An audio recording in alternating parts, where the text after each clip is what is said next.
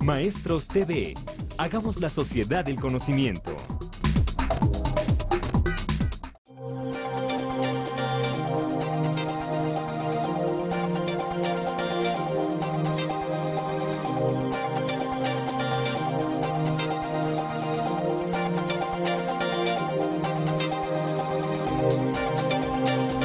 Hola, ¿qué tal, maestras, maestros? En esta ocasión abordaremos el tema de los principios metodológicos de las asignaturas del campo formativo, desarrollo personal y para la convivencia.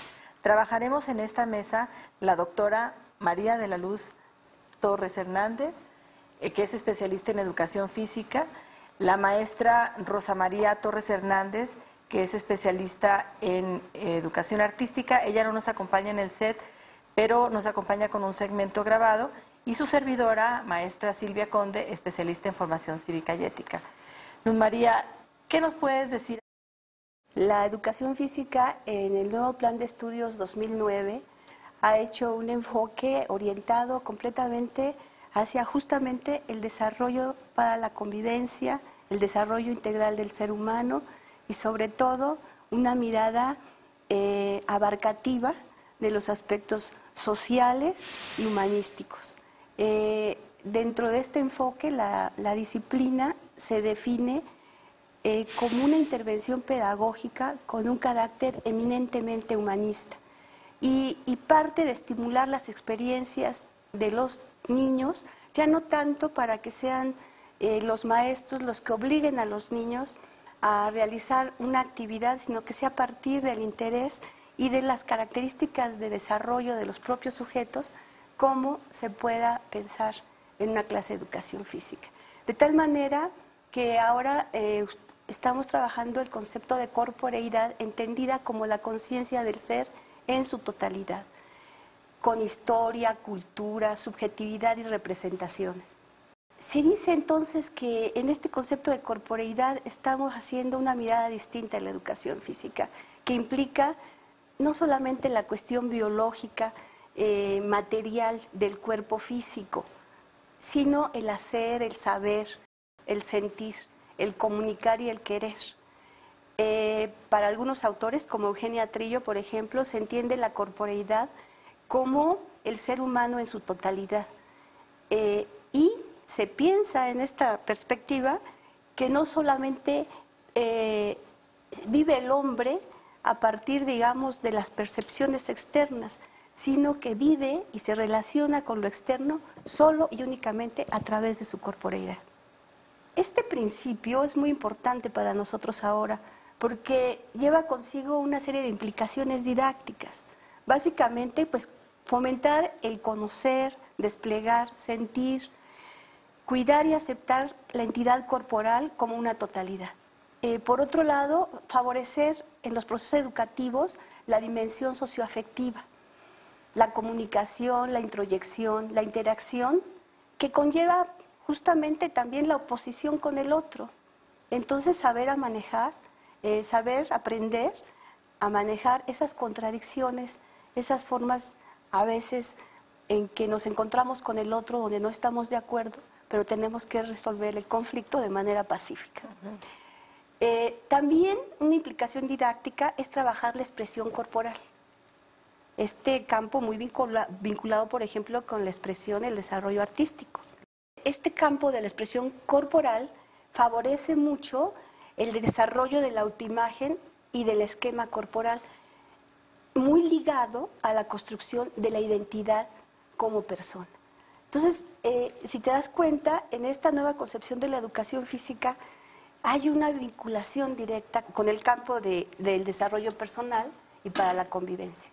Un elemento central para nosotros es reconocer el juego como un medio para estimular el desarrollo del infantil, de los jóvenes también, de los adolescentes, e identificar los niveles de desarrollo cognitivo, no solamente como un medio para divertirse, sino sobre todo como un medio pedagógico que permita, te digo, identificar los niveles de desarrollo cognitivo, pero también el nivel de desarrollo motriz y, muy valioso, en la identificación del manejo de las actitudes y los valores, ¿no? Porque es cuando el niño está de manera libre expresando quién es, y es ahí donde tú también puedes ver cómo maneja o no su enojo, su alegría, su tristeza.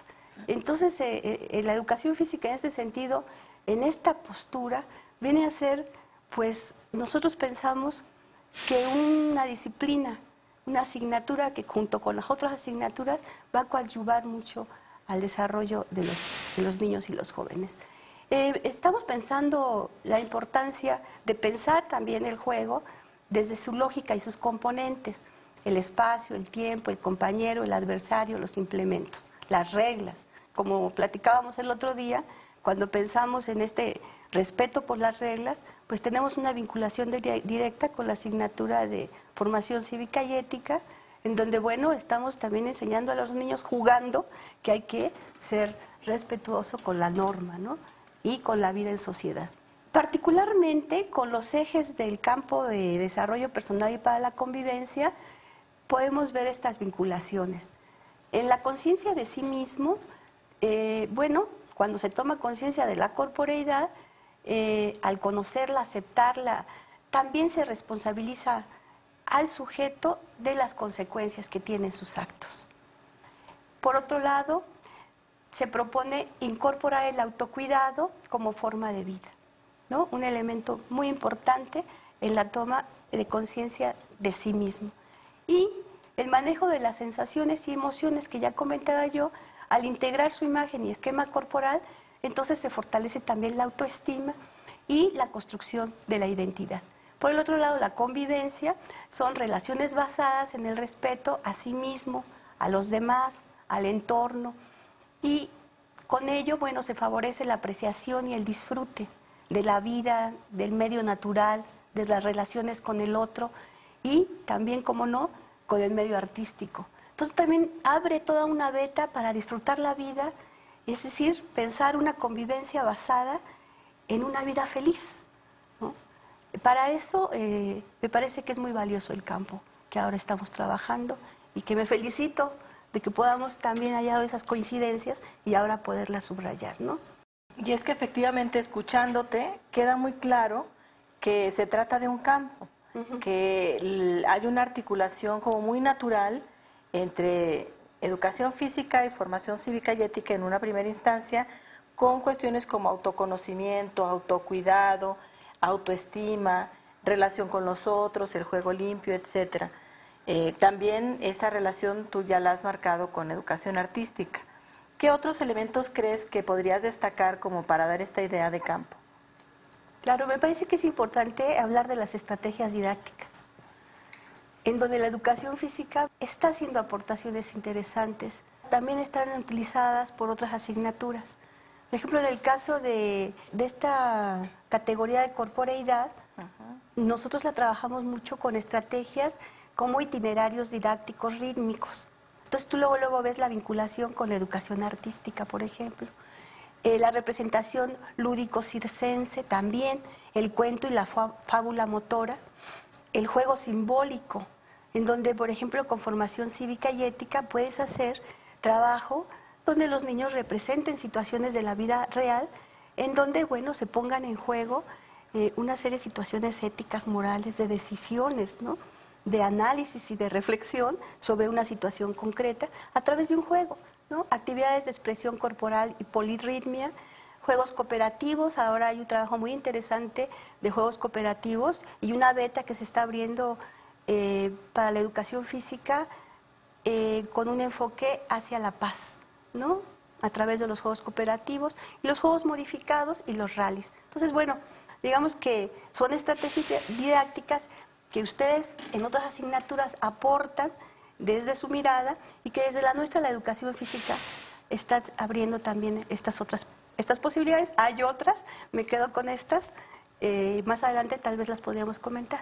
Ahora, en el contexto de la reforma y particularmente ante el desafío de la planeación, yo te quisiera preguntar, ¿cómo vislumbras tú ese juego entre la asignatura y el campo, entre la asignatura y la integralidad curricular a la que se está atendiendo, porque la asignatura, ni la tuya, ni formación cívica y ética, ni educación artística, pierden identidad. Claro. Sin embargo, al constituirse en campo, se les da una fuerza determinada que el maestro ahora se está enfrentando a ese desafío de entender qué es el campo, se están desdibujando los límites entre las asignaturas o no, y si se están desdibujando, ¿es lo mismo que la transversalidad? Entonces, te planteo ese tema como para que nos ayudemos a los maestros a entender esta interacción. Claro. Pues muy importante dejar claro, creo yo de entrada, que no se pierde el contenido específico de la materia, ¿no? Y que justamente de lo que se trata ahora es de encontrar los ejes, los contenidos que nos unifican, ¿no? Y que le dan mayor fortaleza incluso a nuestra especificidad. Por ejemplo, en el caso de la motricidad, otro de los elementos que está trabajando la educación física y a la cual hay que tener como educadores físicos y como profesores de primaria que van a dar la clase o van a orientar este aspecto, retomar cómo se está trabajando la motricidad. La motricidad se habla de un contenido de la educación física en donde tiene que estar ligado a la corporeidad, ¿no? Y en donde se entiende no solamente el movimiento físico, sino el movimiento que está incorporando también sensaciones, emociones, conocimiento del medio y actitudes. Entonces, si te das cuenta, sin perder lo específico, sí se puede trabajar lo particular, la motricidad en sus diferentes ámbitos y como medio fundamental de la educación física para lograr la integración de la corporeidad y la vinculación con otros campos. Pero bueno, me parece que acá nosotros podemos ya abrir este otro espacio para la formación cívica y ética, ¿no? Que parecería, en tu pregunta, que nada tiene que ver en un momento dado, si estamos hablando de motricidad, vincularlo con formación cívica y ética. Claro. No sé, o con educación artística. Quizá aquí convenga escuchar lo que nos puede aportar Rosa María Torres en un segmento grabado acerca del enfoque, la naturaleza de la asignatura y principalmente los principios metodológicos que orientan la educación artística, que es la primera ocasión que está dentro de la currícula de educación primaria. Escuchemos a Rosa María. A mí me corresponde hablar de los principios metodológicos de la educación artística, pero quiero decirles que hay cosas en las disciplinas que estamos representadas aquí que evidentemente compartimos. De igual forma hay otras que tienen su particularidad. Yo voy a poner el acento en aquellas que tienen su particularidad, pero también en esto que nos cruza a todas como principio básico. Los dos ejes, la conciencia de sí y la convivencia. Estos son como los elementos centrales que queremos plantear. En el caso del programa de educación artística, las disciplinas de las artes se ven como unidad, porque están entendidas como lenguajes, no están entendidas como disciplinas separadas, sino como la conjunción de las diferentes expresiones de las artes como un lenguaje, es decir, como una semiótica y una semántica, un lenguaje, unas palabras, unos sentidos que se van entrecruzando entre sí. Los ejes del aprendizaje que ustedes conocen, porque están en los programas, tienen que ver con la apreciación, la expresión y la contextualización. ¿Por qué con estos elementos? Ya desde la década de los 80 se vio como fundamental armar un triángulo entre estos elementos base o ejes. La apreciación como un elemento que tiene que ver fundamentalmente con esos caminos que aproximan a los alumnos al arte, no solo en sus técnicas, sino en sus elementos constitutivos como la forma, el pensar, las maneras de involucrarse de los propios artistas en la sociedad. También como eje tenemos a la expresión, que no solamente está relacionada con el producto del arte, sino con todas las formas de proceso que el niño tiene que plantearse frente al arte, igualito que con los artistas. O los artistas no tienen como sentido simplemente el producto, sino tienen la creación de la obra. Eso es lo que se trata de armar en la expresión. El otro elemento es la contextualización, porque hoy las artes no se ven solo como el producto de la persona, sino como procesos sociales que permiten irse constituyendo a lo largo de la historia, pero también por la participación de múltiples sujetos en momentos determinados. El otro asunto es que evidentemente no solo se trabaja con las bellas artes, se trabaja también con lo que conocemos con las artes populares, es decir, con lo que los alumnos tienen como lo más cercano, con esas expresiones estéticas que le pueden dar sentido a su identidad, sentido a su ser local, a su ser regional, a su ser nacional, pero también a su ser en el mundo. Este es el sentido de lo contextual también. El programa está planteado en términos de los ciclos y no de los grados, es decir, los ciclos, el primer ciclo corresponde al tema mi cuerpo, mis emociones y yo. El segundo ciclo, que es tercero y cuarto, a yo, los objetos y mi entorno. Y el tercero es yo y los otros. Como verán, aquí atraviesan los dos elementos conceptuales fundamentales que estamos planteando, que es la conciencia de sí y la convivencia. Tenemos los elementos fundamentales. Una de las cosas importantes es que la percepción es la piedra de toque para las artes. Los artistas establecen a partir de ahí una cuestión muy importante, que es la relación con los conceptos y con las ideas. Aquí aparece otra de las líneas fundamentales del nuevo programa. El programa no piensa que las artes trabajan con las emociones. Piensa que trabajan con las emociones, pero también trabajan con los conceptos, trabajan con las representaciones y de hecho crean un pensamiento artístico porque los artistas tienen un pensamiento artístico, igual que los matemáticos tienen un pensamiento matemático. Los artistas expresan con su arte una forma de pensar el mundo y en ese sentido tiene que ver con conceptos, con ideas y con representaciones. También tenemos como parte importante el énfasis que se pone al trabajo que los niños y las niñas tienen que aprender para explorar las características del mundo. Es decir, no solo por la percepción, sino por sus manifestaciones de representación.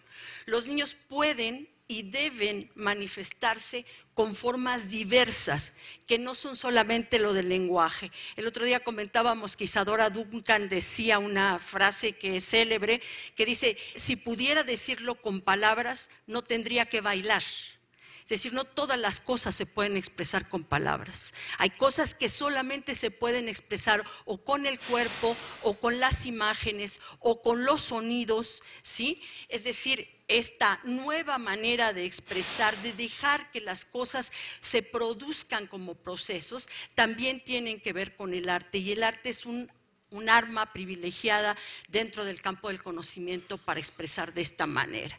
Pero también tenemos otro asunto. Los niños también necesitan ser imaginativos y competentes para traducir esos conceptos de manera que los asocie a formas de expresión del arte. ¿Sí? Entonces debemos de darles los elementos que permitan que ellos mismos vayan expresándose y hagan suyos esas formas de expresión. Muchas veces porque también no saben cómo decir sus emociones o cómo decir esos pensamientos que en el momento se reclama de ellos. Otro elemento importante es que los niños y las niñas deben de vivir experiencias artísticas. Deben de vivir experiencias estéticas, así como viven experiencias morales, viven experiencias de aprendizaje con conceptos abstractos, deben de vivir también experiencias que tienen que ver con la estética, que tienen que ver con las iniciativas que los propios artistas han tenido. Los artistas van de la deducción a la inducción, van de la pragmática, son pragmáticos, arman cosas, pero todas esas formas en las que los sujetos van creando las obras de arte, los niños también las tienen y deben explorarlas como formas básicas de relacionarse con el mundo. El arte les va a permitir a los niños aproximarse también a las funciones psíquicas superiores, es decir, a la imaginación, a la creatividad, a cierto tipo de acción con la memoria de manera diferente a como lo hacen otras disciplinas. Es decir, mientras el lenguaje lo hace de una determinada forma, las artes lo hacen de formas diferentes. Y esta apertura también prepara a los niños para entrar en el ámbito de lo que es la ambigüedad. Los artistas trabajan mucho con la ambigüedad. Y en este mundo se necesita también tener tolerancia a lo que no se sabe, a lo que no se sabe cómo va a resultar. Los artistas trabajan con la idea de quiero hacer esto, este es mi proyecto, imaginan cosas que incluso no existen, que no han existido nunca en realidad, pero que en su imaginación están, y los niños también tienen ese potencial, pero tienen que desarrollarlo, es un potencial que hay que trabajar. También es cierto que el trabajo de los niños con las obras de arte tienen que tener relación con la obra de arte, con la obra de artistas. ¿Por qué tienen que tener esa relación con la obra de arte? Bueno, tienen que tenerla porque los va aproximando a perspectivas procedimentales, a saber cómo el artista creó su obra, qué fue lo que hizo, por qué la pensó así y qué resultado obtuvo después de un proceso realmente largo y de mucho trabajo y de mucha disciplina.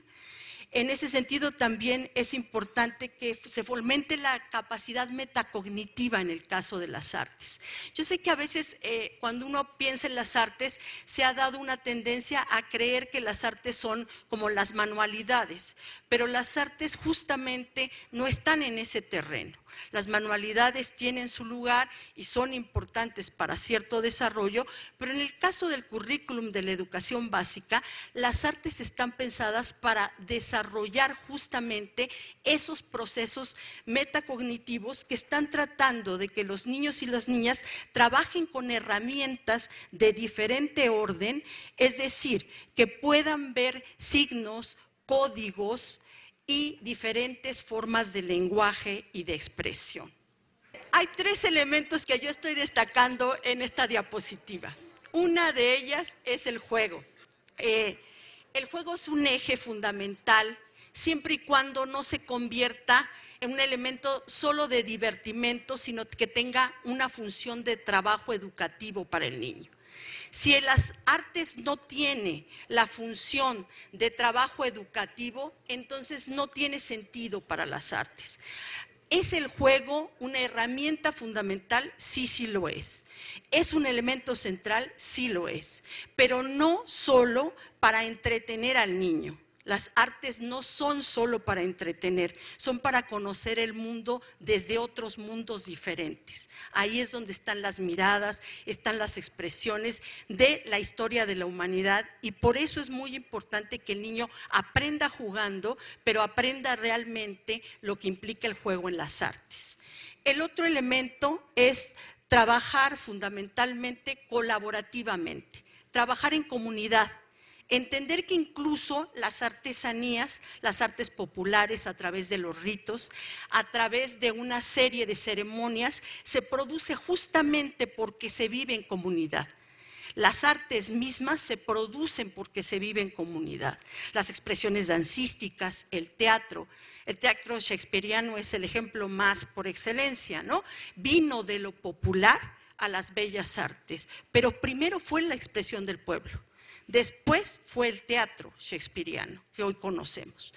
El otro elemento importantísimo es el desarrollo para la convivencia en el trabajo colaborativo, pero fundamentalmente en aquello que hace al sujeto en el mundo y por el mundo. Ahí es donde están también la posibilidad de pasar de un juicio estético en relación a un juicio ético también. O sea, los niños tienen que aprender a hacer un juicio frente a la obra. Saber si les gusta y no les gusta o por qué les gusta. Si les gusta lo que producen sus compañeros o no les gusta lo que les producen sus compañeros. Este elemento es fundamental porque ya en la vieja historia de los griegos se decía no hay etos sin estetos. ¿Sí? O sea, es muy difícil tener ética si no se tiene un cierto nivel del gusto de la estética. El otro asunto, y con eso termino, tiene que ver con esta importancia que tiene el desarrollo personal, pero también el desarrollo de la persona ¿sí?, del niño en este caso, del niño y la niña en este caso, pero como un elemento fundamental que le plantea la educación artística. Respetar su experiencia estética, es decir, cómo ellos tienen expresiones estéticas por su edad, por su condición, por su inscripción social, pero también trabajar a partir de esa comunidad en lo social, aprendiendo a respetar otras expresiones estéticas. Es decir, todas las expresiones estéticas en el mundo tienen un lugar y deben de cobrar lugar con respecto a la educación del niño. Esta es una nueva forma de trabajar y para nosotros esto es muy importante. Les agradezco su atención. Como pudimos apreciar en la intervención de la doctora Rosa María Torres, las artes, es decir, la educación artística, no es una técnica que se puede utilizar para que los niños se diviertan o para que hagan carteles. Lo mismo pasa con educación física, ¿no?, que con frecuencia aparecen estas dos asignaturas como asignaturas un poco decorativas del proceso educativo, y eso es algo que tendríamos que repensar desde este enfoque vigente. No son asignaturas decorativas, no es para que los niños hagan ejercicio y se muevan cuando están aburridos, o para que pinten y al hacer ya un cartel ya hicieron arte.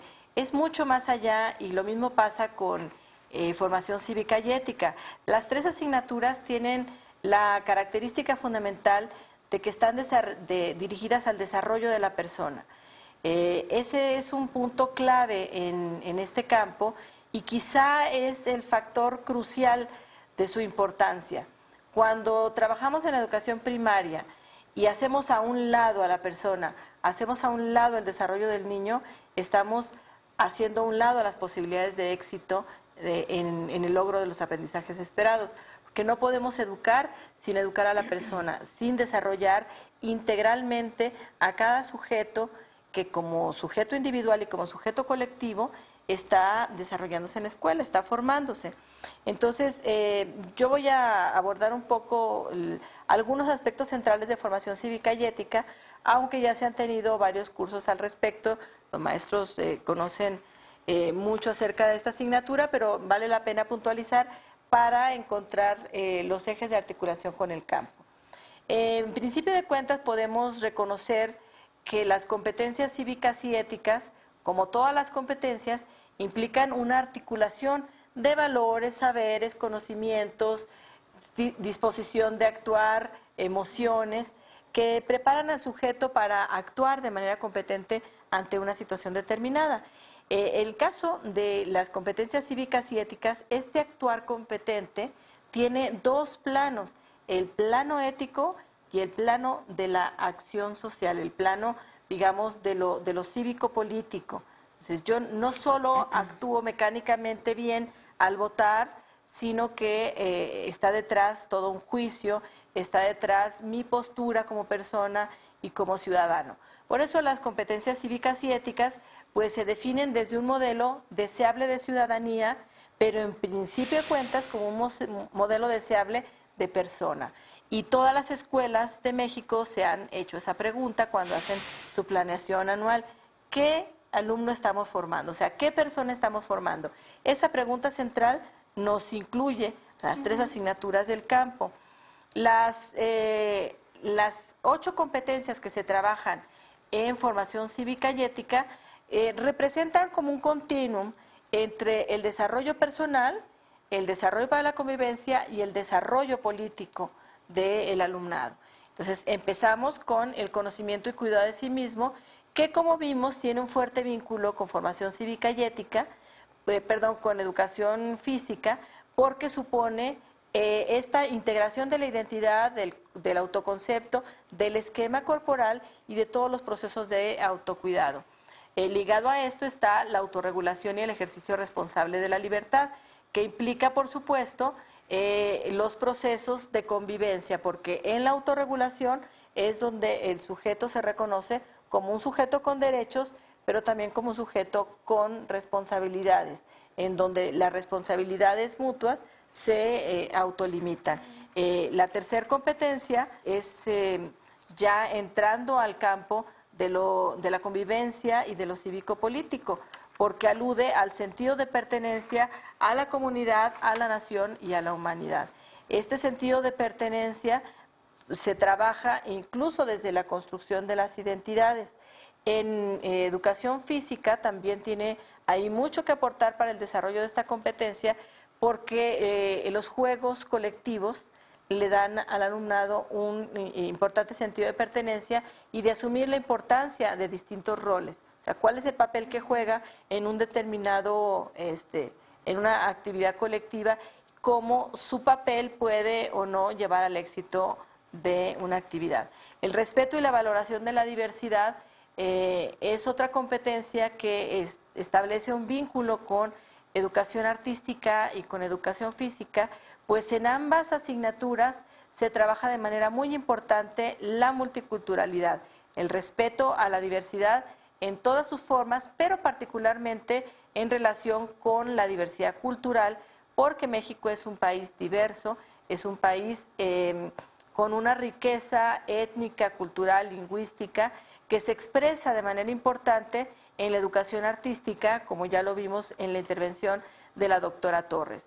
El manejo y la resolución de conflictos es una de las competencias que les han llamado procedimentales en educación, en formación cívica y ética, y también veíamos que en educación física se trabaja lo mismo que la participación social y política, porque esta competencia de participación social y política alude a todo este conjunto de capacidades que tiene una persona para intervenir en la realidad en la que le tocó vivir y para tomar decisiones, para organizar, para tomar parte de aquello que le interesa, le afecta o tiene un determinado aporte para su desarrollo personal. No podríamos entender, por ejemplo, los deportes sin una participación de determinada manera. El apego a la legalidad y el sentido de justicia en formación cívica y ética coloca el acento de manera muy fuerte en el manejo de las normas, en la comprensión del sentido de estas, tanto las normas convencionales como las normas jurídicas. Y sabemos que los niños y las niñas van desarrollando este sentido de justicia desde una moral heterónoma en donde comprenden que hay un mundo regulado y para ello el juego es fundamental. No podríamos fortalecer este proceso de desarrollo del sentido de justicia si no fuera por el juego, porque es la primera manera donde los niños tienen para comprobar, para hacer como un ensayo y error de lo que pasa cuando se viola una regla, cuando se imponen reglas injustas, cuando hay una arbitrariedad, etcétera, etcétera. Entonces, desde los primeros años podemos ir avanzando hasta llegar en los grados de la primaria alta, en los grados más avanzados, a un trabajo pues ya más de corte cívico-político. Es lo mismo con la comprensión y aprecio por la democracia, que es una competencia pues netamente cívico-política, donde lo que nos interesa aquí desde la perspectiva del campo es toda la parte de la democracia como forma de vida, ¿no?, que se permea en todos los ámbitos de la interacción. Hay una serie de principios metodológicos que constituyen a la asignatura y que le dan cuerpo y una identidad muy particular, distinta de lo que había en el programa del 93. Este programa de formación cívica y ética rompe con una visión clásica del civismo para colocar al centro a una pedagogía democrática, una pedagogía en donde nos interesa la palabra del alumno, nos interesa que participe, que se involucre. Por eso se habla también de una pedagogía de la pregunta, del juego, del cuerpo, ¿no?, en donde el placer de descubrirte capaz de aprender y que tiene que ver con un principio que está en las otras dos asignaturas, el desarrollo del potencial. El alumno que va descubriendo no solo lo que puede hacer con su cuerpo, sino con su cuerpo como parte de esta interacción con los otros, como un vehículo para la interacción, sino también lo que puede hacer con su intelecto, le permite, bueno, asumir un proceso, pues, también de autonomía en el pensamiento y en su comportamiento. La formación cívica y ética también tiene unos principios metodológicos que aluden a su carácter cívico-político, a su carácter ético. Por ejemplo, la no neutralidad. No podemos ser neutrales y creo que tampoco en educación física, o sea, algo está bien o está mal, es correcto o es incorrecto, es justo o es injusto. Esta no neutralidad le exige al maestro tomar postura y educar para que el alumnado también tome postura, pero una postura argumentada. Tiene la formación cívica y ética una visión holística, integradora e interdisciplinaria. Esto implica que no solo tiene relación con estas asignaturas del campo, sino con todas las asignaturas del currículum. Y lo mismo le pasa a educación física, que podemos decir, bueno, el ejercicio que se propone para integrar las asignaturas del campo también se puede hacer para integrar con las demás asignaturas porque tienen esa visión holística. Tiene una pedagogía de la convivencia y del clima socioafectivo, y aquí hay otro fuerte vínculo con educación artística y educación física, porque la socioafectividad como principio metodológico de la formación cívica y ética implica las emociones. O sea, que las emociones entren a jugar al salón de clase, formen parte del quehacer cotidiano y se aprenda no solo a sentir, sino también a hacer algo con eso que siento. Y eso no lo puede hacer solo la formación cívica y ética, lo tiene que hacer en concurso con las otras asignaturas. Y esto va a llevar, va a fortalecer de manera importante la autonomía moral y también la autonomía en el ejercicio de los derechos, la autonomía en la interacción con los otros, en la toma de decisiones. En términos más pedagógicos, la formación cívica y ética requiere de un aprendizaje significativo, de una educación transformadora, centrada en la persona y que sea práctica y vivencial. Estos 4 elementos le dan a la formación cívica y ética un carácter crítico. Necesariamente tiene que ser crítico y tiene que poner el acento en aquellos asuntos del entorno y de mi vida personal que representan digamos, un desafío para construir condiciones de vida digna, condiciones de interacción y de convivencia social respetuosa, sana, protegida, etcétera. De esta manera, muchos de los ejercicios que se hacen con frecuencia, muchas de las actividades que se plantean en formación cívica y ética, tienen que ver con el diseño de proyectos transformadores, el diseño de situaciones didácticas en donde el alumnado identifique un problema y sea capaz de resolverlo, sea capaz de enfrentarlo, pero siempre teniendo presente, digamos, los principios generales de la convivencia democrática.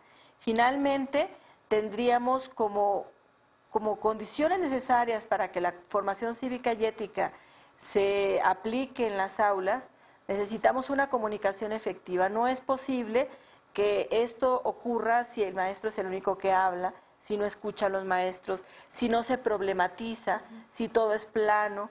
De esta manera necesitamos un aprendizaje grupal, cooperativo, y en donde se dé mucha importancia a la diversidad. Y ahí yo te quisiera preguntar, Luz,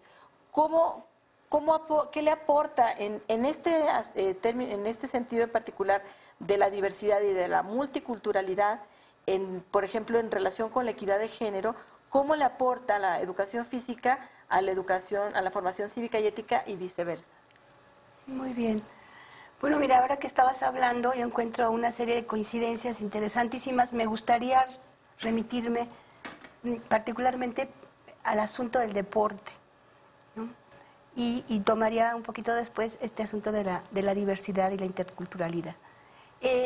Para nosotros ahora, uno de los ejes pedagógicos justamente recae en hacer la diferenciación entre educación física y deporte, tratando de superar estas prácticas de exclusividad para elegir a los más aptos y dejar fuera a los menos favorecidos naturalmente por estas condiciones de práctica física. Y en este sentido se está hablando de reorientar la educación física hacia un deporte educativo. Y ahí están las coincidencias, ¿no? Una vez más se habla de favorecer una motricidad autónoma y autoselectiva.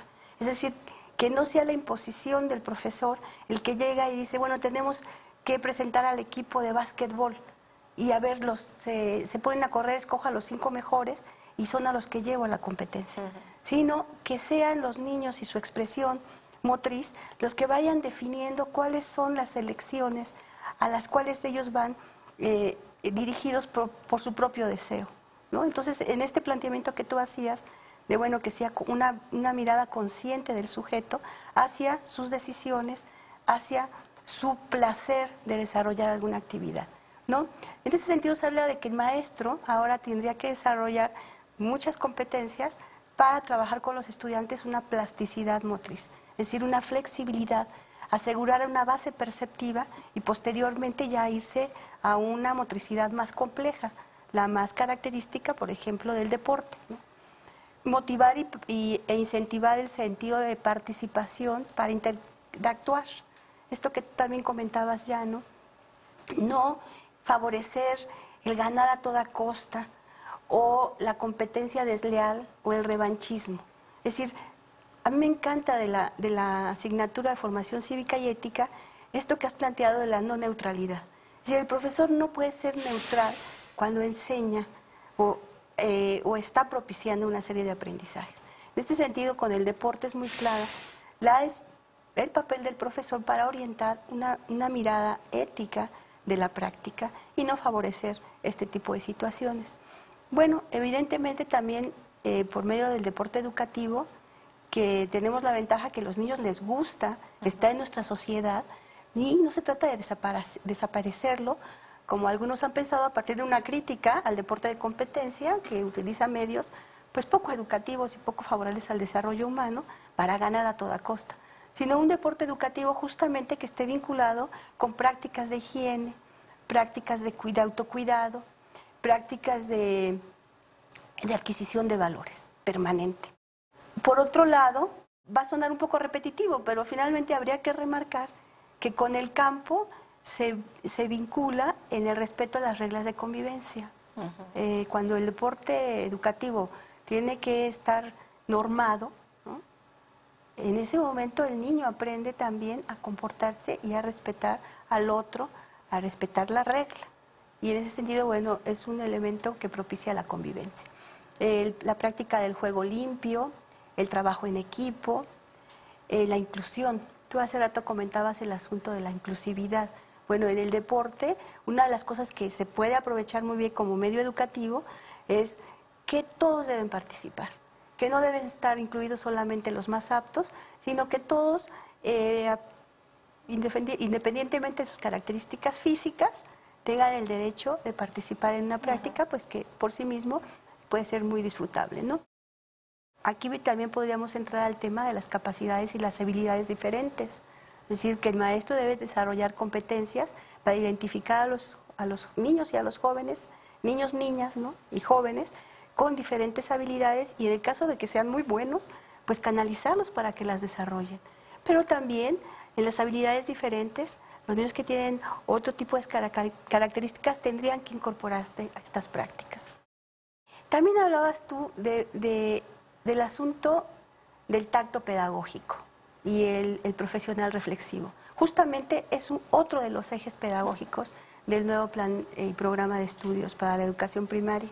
Es decir, se está hablando de un docente que tiene que desarrollar también competencias para intervenciones didácticas acordes, para empezar con la etapa de crecimiento y desarrollo de los niños, que además se tendría que trabajar también su capacidad para motivar el deseo para las prácticas, que no sean prácticas impuestas, ¿no?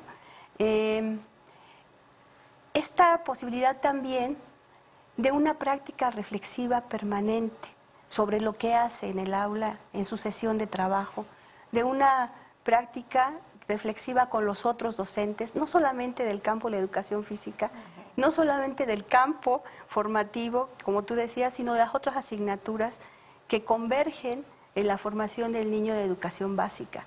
Es decir, es muy importante este principio pedagógico de la docencia reflexiva en la mirada actual, no solamente de la educación física, sino de todo lo que se está tratando de impulsar. Es decir, este diálogo pedagógico con todos los que intervienen, ¿no?, en este proceso. Y bueno, por supuesto, tú también lo has comentado, favorecer metodologías de intervención no directivas, sobre todo basadas en la participación del alumnado, ¿no? Más de resolución de problemas que de aprender etapas de desarrollo memorístico o, en el caso de nosotros, cubrir etapas de desarrollo motor, ¿no? Ya no me voy a detener mucho, pero decía yo hace rato de la identidad profesional y ética. Me parece que acá, con la vinculación con el campo, tendríamos mucho que trabajar al respecto. Es decir, en este diálogo, cómo ir generando, construyendo, porque no es algo que se dé de una vez y para siempre, sino que se construye justamente en el hacer del docente una identidad profesional acorde, ¿no?, con las necesidades y demandas, pues, de nuestra época. Me parece que acá hay también mucho que trabajar. Habíamos comentado sobre el tema de valores y género e interculturalidad, que sería digamos, el último eje pedagógico de la educación física. Fundamentalmente, acá se está tratando de que los docentes partan de una mirada incluyente, ¿no? Que no dejen fuera la realidad del país, tú ya la apuntaste, y esta diversidad que es indispensable considerar para la convivencia humana. Muy bien, pues podemos ver cómo están estrechamente articuladas las tres asignaturas en el bloque del campo formativo para el desarrollo personal y la convivencia. Y esto le plantea al maestro una posibilidad de integrar una experiencia educativa consistente, integradora, pero también le plantea un reto. Y esto, en el contexto de la reforma, pues es muy importante señalar. Por un lado, le posibilita que las experiencias de aprendizaje rompan un poco, diluyan un poco la separación entre las asignaturas, justamente identificando en los aprendizajes esperados aquellos puntos de encuentro, aquellos ejes en donde unos se nutren a otros.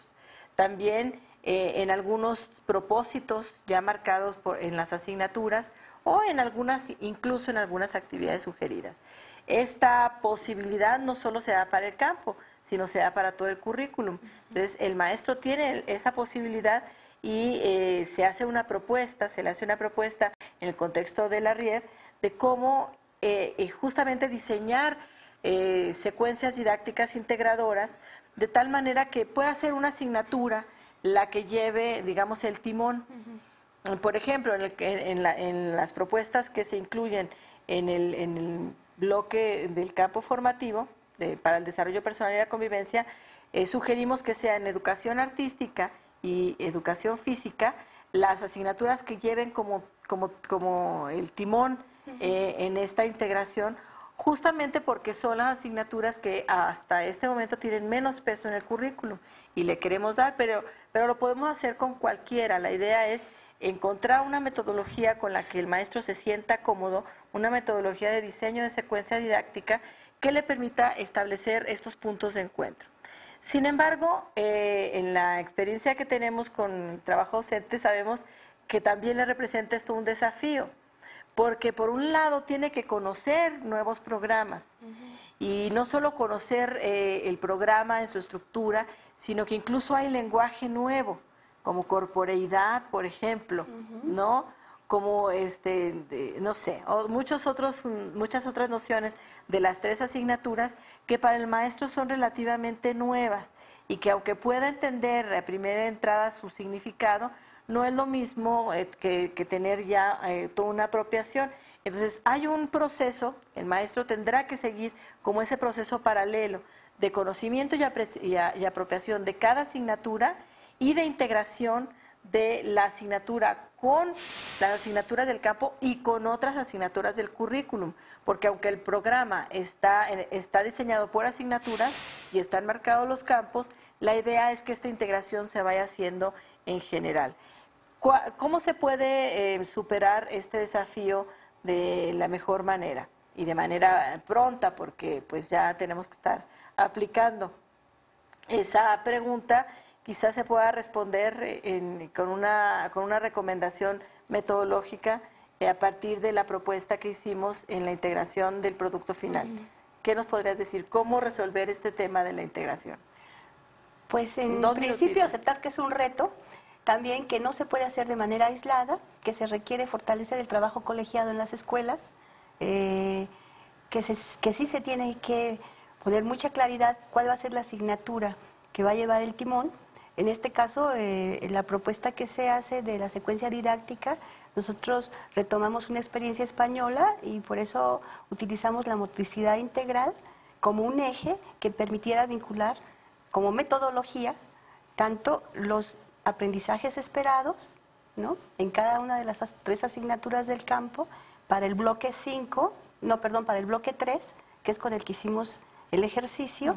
Y entonces, bueno, fuimos elaborando, nosotros proponemos como metodología elaborar cuadros en donde se vaya dando cuenta de, bueno, cuáles son los propósitos, los aprendizajes esperados, las estrategias que utiliza cada asignatura y después ir acercándonos a las estrategias didácticas para después, evidentemente, empezar a desglosar las actividades por sesión. Pues muy bien, esta es la propuesta que se hace en el campo de desarrollo personal y para la convivencia y digamos el interés fundamental es que no vean a las asignaturas por separado, sin embargo que hagan un ejercicio de análisis de cada una de ellas para conservar su identidad y después en este ejercicio de planeación establecer los vínculos que hay entre estas. Esto les permitirá tener un trabajo docente mucho más articulado y también será más fácil que luego incorporen todos los elementos relativos a la evaluación de lo que se ha planeado. Pues hasta aquí dejamos. Muchísimas gracias. Hasta luego.